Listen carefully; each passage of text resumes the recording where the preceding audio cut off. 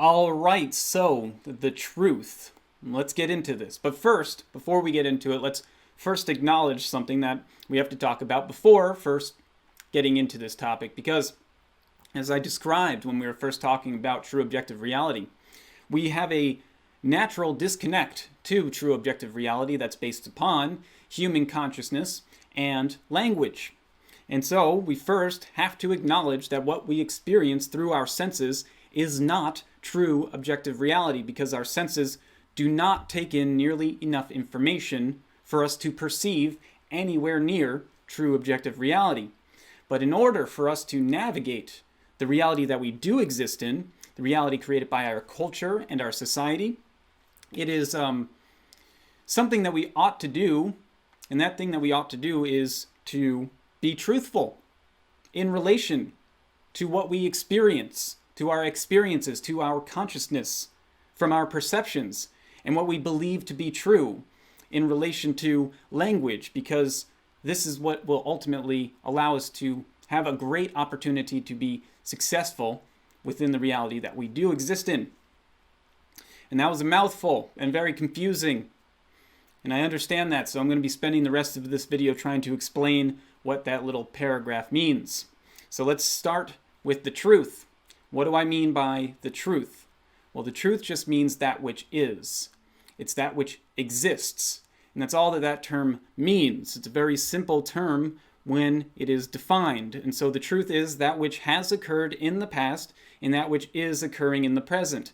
It's exactly what happened as it happened. It's all things that have already happened as they actually happened and as they are currently happening, which creates our shared reality, because the truth is not an individualistic ideal. It's not your truth or my truth. It's our truth. It's our truth. And this naturally, intrinsically connects the truth to language and communication, because if it's our shared truth, then we have to express what's going on with our consciousness and to other people, because other people can't experience our own individualistic consciousness for the most part through thoughts and emotions. Only we feel those at the individualistic level. So, the truth in expression. When you express the truth, it's a holistic statement. It's not just factually accurate, but also utterly honest. The truth is the whole statement of one's total being. It's a unified expression of consciousness, thought, meaning, intention, motive, emotion, feeling, action, behavior. And it's expressed through a shared language from individual to individual. In order to be successful, we have to come to terms and agree upon what the truth is with our in relation to our perception and belief, and with as many people as we possibly can within our group, within our company, or within our society. And so, truth in relation to human consciousness. Within our society, this is just a point that I want to make. Within our society, it's not required to be truthful to true objective reality, as long as you're truthful to your limited experience through your thoughts, emotions, and actions. And I make that point simply because there are people out there who want you to believe that the truth does not exist, or that we cannot experience the truth, and so we should just completely reject it and just focus on gaining power. And so I don't think that that's very apt, because there is a difference between acknowledging the fact that true objective reality is extraordinarily difficult for us to perceive and understand from our human consciousness, but within our society, societies work more effectively and successfully when people within that society are adhering to just being truthful and saying truthful things and making truthful statements as best as they possibly can. Okay? And so, smart people like Sam Harris and many other smart people before him have also acknowledged and proved that telling the truth is always better than lying in nearly every situation imaginable.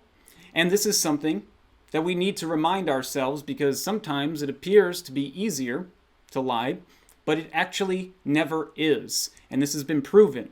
And so, telling the truth is one of the most opportune things that you can do within a society. And it becomes more and more opportune as a society becomes more and more okay with people lying, up until a point, and then the truth tellers tend to not do so well. But we're not at that point yet. And so, getting back on track, no one would deny that if you want to be successful, being effective at speaking is one of the best ways to be successful. And so, if you want to be effective at speaking, you have to understand language. But in order for your language to have meaning, to create weight, or to carry weight, it has to be truthful, precise, and accurate to reality.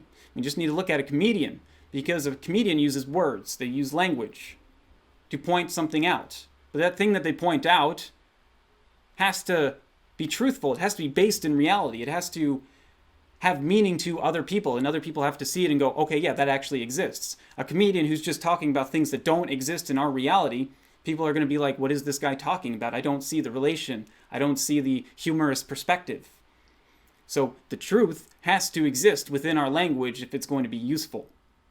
So truthful, honorable, reliable, responsible, faithful, being true to his word, public speaking skills, speaking truth to power, writing, authoring, rhetoric, negotiations, sales, the ability to communicate, the ability to uncover the truth and to express it to other people, the ability to get what's in here out there. These are things that people pay top dollar for, because speaking words is free. It's free to do. You can speak as many words as you want, and nobody can stop you from doing that. And so, there's nothing that is more valuable on this earth than taking a free resource, a resource that every human being has access to, and turning that thing into something of value. And what this does is that it creates meaning out of nothing. And we do that with our language. And that's an incredibly powerful thing that we have to understand. And so we're going to talk a lot about language and deciphering language and understanding grammar and utilizing words and structure and all that stuff, but all of that is meaningless if there's no truth behind your words. And so, just a point to make, because I look at language, communication, speaking words as the great equalizer in existence, because it doesn't matter where you come from, as long as you can create words, you can create meaning and value out of literally nothing, and nobody proves this more effectively than Slim Shady, than Eminem. Marshall Bruce Mathers III, because he was the poorest of the poor. He was the poorest person in a poor community. And with nothing but words, he created, words and the truth, he created an empire. He created an empire for himself. Nothing but words and the truth. And ultimately, it takes courage to be truthful. It takes courage to speak at all. And it takes courage to express what you believe to be true, because it's very possible that you might be wrong. Your expressions may be inaccurate or untruthful. And it's also because your beliefs, what you believe to be true, even if they are accurate, they may not be accurate based upon somebody else's beliefs, somebody else's perspectives. And if that someone just happens to have power over you and doesn't want you to believe that particular way, or doesn't want you to tell other people to believe that particular way, they can make life fairly dangerous for you. And you can absolve that risk, that danger, by not speaking at all and holding all that stuff inside your mind. Fair enough. But that's not very courageous, and that's why it takes courage to speak the truth. The truth and communication are inherently connected, because there's no reason to tell yourself what you believe to be true, because you already believe it to be true. And that's all based upon your individualistic, narrow field of view, your own particular perspective. And so our perspective, which comes from our perceptions, tends to only share a piece of the truth. So in order to find out more about the truth, we need to find others who don't share our particular perspective to show us another narrow view of the truth. Just a little bit more of the truth. And that's what other people's perspectives do. And we can only do this by communicating with others, because you'll never know what perspective somebody else has until you ask them and allow them to speak it to you or express it in another way. So, if you're being truthful, that means that you're always trying to communicate what you believe to be true to others, and others are trying to do the same if they're also telling the truth. And as you can see, simply just throwing lies here and there actually really damages our ability to not just perceive the truth, but to structure a reality that's accurate and allows us to be successful, because, you know, it's fairly self-evident, and we'll be talking about this a lot in later videos. So, I also wanted to just point out that arguments simply arise when two people don't agree as to what the truth actually is. And this is not a bad thing. This is a good thing, because we're actually getting to something where we're actually, it allows us to actually form a reality, form our reality more effectively, because it forces us to give reasons for why we believe what we believe to be true.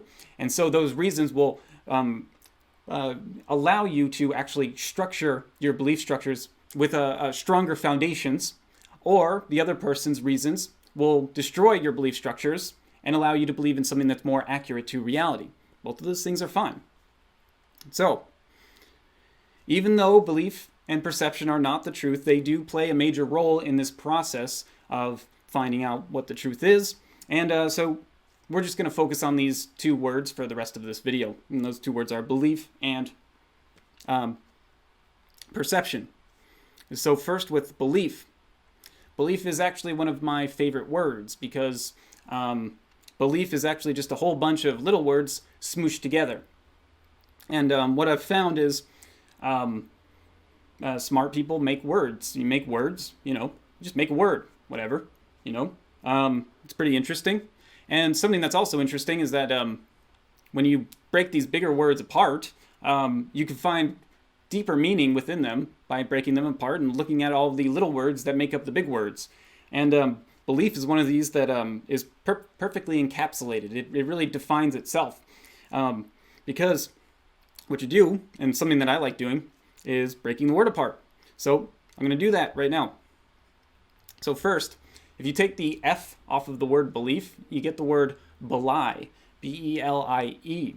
Belie means to fail to give the truth of something, to disguise or contradict. If you break the word belie apart, you get be and lie. Be means to exist, and lie means an intentionally false statement. And then if you take the letter F and you encapsulate the lie, and you put the F at the end of lie, you get the word leaf. And leaf is actually a 12th century Middle English word that means something that we value. And so, belief, just by breaking the words apart, we can tell that belief means to exist, be, lie, in an intentionally false statement, leaf, that we value. So belief means to exist in a lie that we value.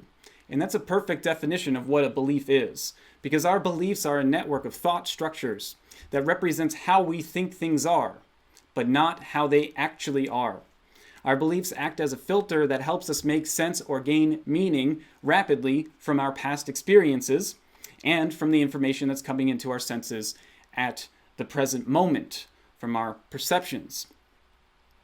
And so, truth, as we know, is what has actually occurred and is based in objective reality. Beliefs are not.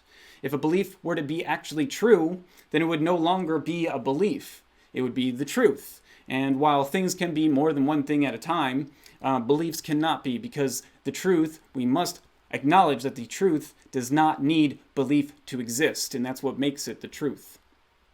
And so the laws of nature is the truth, and the workings, the laws of nature is the truth, and the workings of natural law require no belief in order for them to be discovered and known. That's actually kind of what makes them the truth and not belief. They exist outside of human consciousness. So just for example, part of the laws of nature is that humans, we can't fly without having a plane or something like that. But if a human really, really, really believed that he could fly, and so to prove this, he jumped off of a cliff. No amount of belief is going to get him from falling to his death down the valley floor, down into the valley floor. And that's because belief has nothing to do with the truth. Okay? So, we can also look at this from another perspective. You've heard of limiting beliefs, right? Well, if you have a belief that exists within the laws of nature, that actually is true to the laws of nature, then by definition, every belief that you have is technically limiting. Every belief that you have is limiting because belief is not the truth. So if you believe that you can run a 6-minute mile because, well, that's the truth, that's what I did. That's what I did when I ran my mile, and I ran it the best that I ever could. Well, that's still a limiting belief because you could potentially run that mile faster under different circumstances, or if you trained even more or even harder. So, from here, I want to look at belief from another perspective because I don't want you to get the wrong impression about beliefs. Beliefs are awesome, and they hold an incredibly important place in our existence because the ability to believe in something other than the truth gives us a clear, unfair advantage over pretty much every other species that we've ever come across, because we can believe in something that is not truth. We can believe in something that is not our current state of affairs.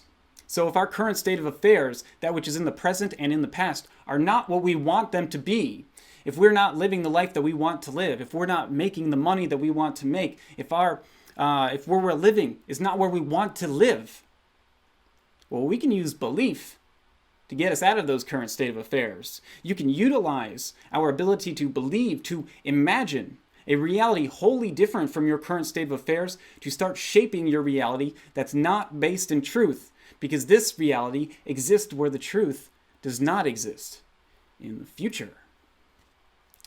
As we know, the truth is that which is in the present, in the current moment, and in the past. It holds no power to affect change in the future. It's a great predictor of what the future will hold, but it has no power to affect the future. So these belief structures give us something to hold on to that don't have to be controlled by the truth, and yet they're also strong enough to exist outside of the truth. They don't need the truth to exist. And that's helpful because the truth can be very brutal to our thoughts and to our reality. That's why we say the truth hurts, because it does. I'm slowly coming to the realization of the truth, of the fact that I'm never going to become a professional baseball player. And, that belief structure still exists, even though it's probably been inaccurate for about 20 years. And that's okay because the belief structure is there, and I'm still holding on to hope as a walk-on or something. Anyway, and while, like I pointed out, the truth is a good predictor of the future, the truth does not hold any control over the future. We create the future by believing in something that's different from our current state of affairs, that's different from the truth, different from that which is, and through massive action, we can change our reality before it becomes what currently is. We have to do that in the present moment and by focusing on the future. And we'll talk about that a lot later on down the road, because that's what language allows us to do. That's what our habits allow us to do. And we're going to talk about that. But let's move on to perception, and then I'll get out of here. Okay? So, belief and perception go hand in hand because perception is also not the truth or true objective reality. As defined, perception is awareness of the elements of the environment through a physical sensation. We perceive reality through our senses, which limits our ability to perceive true reality, and it limits it by our ability to gain information from our senses, it limits it to sensual information. And our perspective is created by the interaction between our current belief structures and our perceptions. So this means that we have not one but two reality filtration systems, and they interact to form each other. They are our perception and our beliefs, and they act like a feedback loop that creates what we believe to be our reality, and so they help form our reality around ourselves. And so reality is filtered through our sensory awareness, and then it's ordered by our belief structures, which are in turn formed by our very perceptions. And from our belief structures interacting with our perceptions, we generate what we believe to be reality around ourselves, even though this perception often wavers wildly from the truth. Everything that you perceive has a distinctly human bias because we cannot perceive objective reality. And so what information is taken in through our very human senses. If we had other senses, if our senses could take in more information, if we could perceive more of true objective reality, that would completely change our reality. It would completely change what we actually perceive and what we believe to be true. Would it get to true objective reality? Probably not, but it would just change things and make things different. And so we have to acknowledge the limitations of our human form. And there's nothing wrong with that. It's just that if we're going to talk about truth, we got to talk about it in relation to this human consciousness. And that's all that the point that I was trying to make when I first brought up that first paragraph of truth in relation to human consciousness. The point is that we're going to talk about all of this a lot more in later videos. I've just been giving you a broader picture of the game that's being played. So we talked about true objective reality. We talked about human consciousness. We talked about belief structures. We talked about perceptions. We talked about the truth. That's the game that's being played, okay? The next step is to move on and start talking about the rules to this game, because there are rules that we can become aware of. And knowing these rules, just like with any game, will make the game more meaningful, more entertaining, and also make you much, much better at the game. And being better at this game will give you a higher probability of being successful. And again, it's the only reason why I'm making these videos. And so, I'll see you in the next one, guys.